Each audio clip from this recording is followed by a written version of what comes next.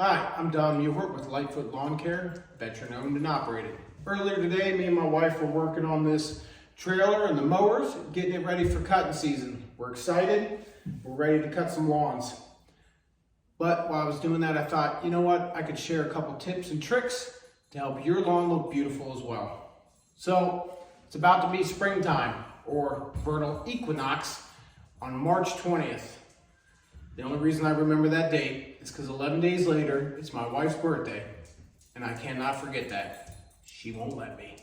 But with it being springtime, that means that the lawnmower should already be ready to go, okay? Oil changes are done, it's cleaned, especially the bottom of the deck, right? And more importantly, the blades are sharpened. Now there's two ways you can handle this. You can either replace the blade, or you can go get them sharpened. Getting them sharpened costs anywhere from $5 to $10 a blade. And I highly recommend you, if you don't know what you're doing, go take it to the professional, because they're also gonna make sure it's balanced. That's important for the health of your mower, right? Or you can just go buy new ones. That's what I've done. I cut a lot of grass. It's important that I continually replace it, because as I sharpen, I get less and less blade.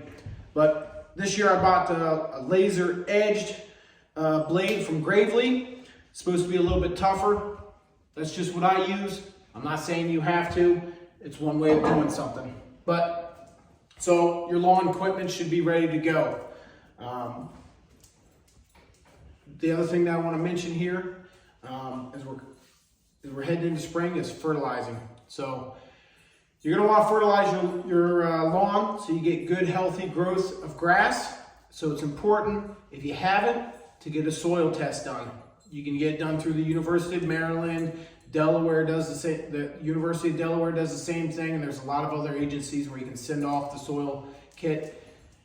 They're cool, they're cheap, $25 to $75 depending on what you're asking for, but just on the cheap level, about $25. It'll tell you exactly what you need to lay down at how much per square foot for your lawn to be able to amend your soil and make sure that your soil's healthy so that your grass grows green and beautiful and lush.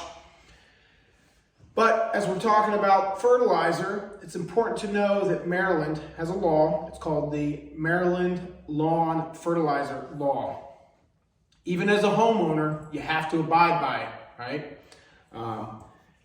The reason that you have to abide by it is because it protects the Chesapeake Bay and all the waterways, right?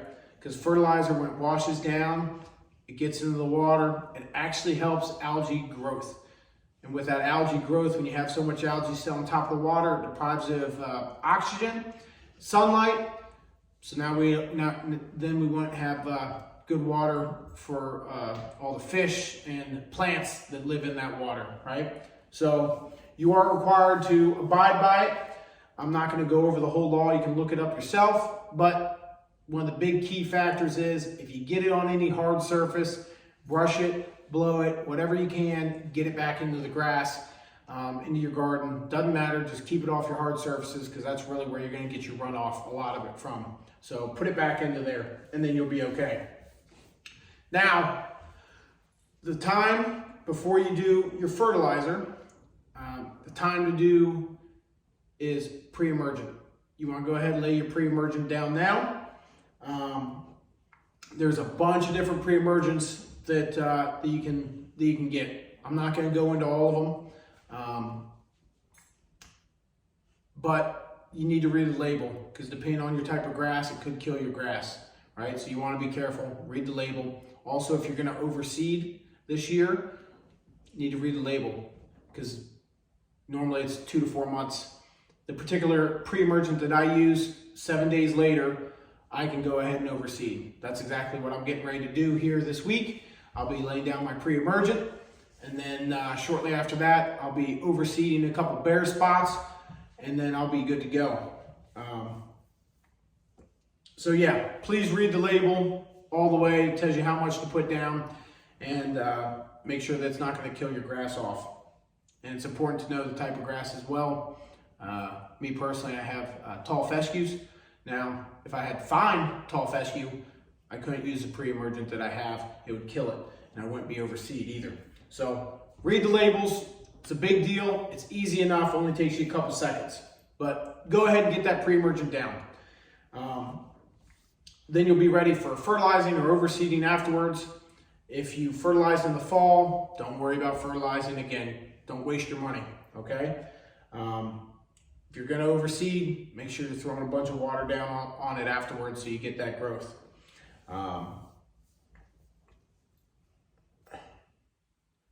The other thing that I want to mention is when you're throwing down seed, make sure that the soil temperature is correct, okay?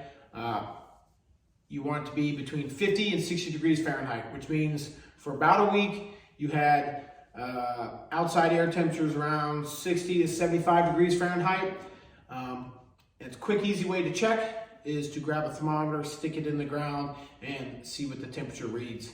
I personally use my meat thermometer, and I will continue to use that until someone tells my wife and I get in trouble. But you can also stop by Lowe's, Ace Hardware, Home Depot, and get a soil thermometer. It's a thermometer nonetheless, right? We're not getting into real science here. A thermometer is a thermometer. So you can go ahead and do that. Anyways, guys, this is Don Mewhort again with Lightfoot Lawn Care. I want to make sure that you guys have a beautiful lawn. So I will be bringing you many more tips and tricks to keep it beautiful. Call Lightfoot Lawn Care for all your lawn care needs at 484-889-7822.